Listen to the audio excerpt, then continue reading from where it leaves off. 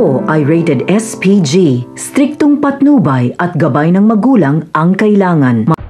Isang mapagpalang araw, mga kapamilya, binigyan ng mga Montenegro si Olivia ng pagkakataon makapagpaliwanag at para malaman ang isang bagay na ginagawa ng mga Guerrero para pabagsakin ang mga Montenegro.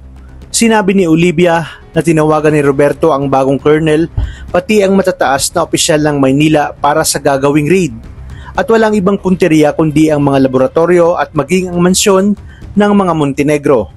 Nalaman din ni Tanggol at Ramon na kasama sa operasyon si Rigor de Magiba, kung kaya't nalaman ni Olivia na malaki pala ang atraso nito kay Ramon at ito ang tumayong ama kay Tanggol kung saan dumanas ito ng impyerno sa kamay ni Rigor. Agad na sinabi ni Don Julio na kinakailangan na tumakas si Ramon, Marites at Tanggol para walang makitang ebidensya ang mga otoridad sakaling lumusob ito. Galit na galit naman si Ramon dahil sa ginawang ito ni Roberto. Ipinalilinis na rin kay Franco ang mga laboratorio at ipinalilipat sa mas ligtas na lugar ang mga produkto at kargamento.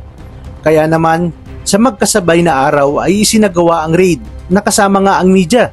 Buong akala nga ni Mayor Roberto na babanguna ang kanyang pangalan at tuluyan ng babagsak ang mga Montenegro.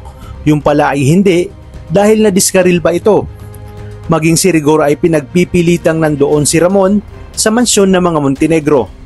Dahil sa kanilang pagdating, tanging si Don Julio lamang ang kanilang nakita.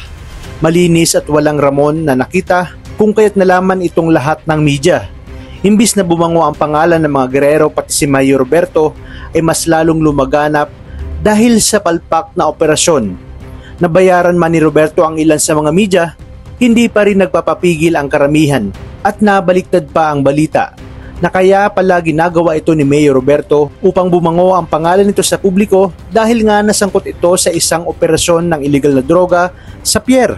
Sa inyong palagay, ano kayang gagawin ni Mayor Roberto dahil mas lalong nasira ang kanilang pangalan? Gayong naisahan siya ni Ramon at Tanggol dahil nakatakas din itong si Martes kaya ngayon ay galit na galit itong si Rigor.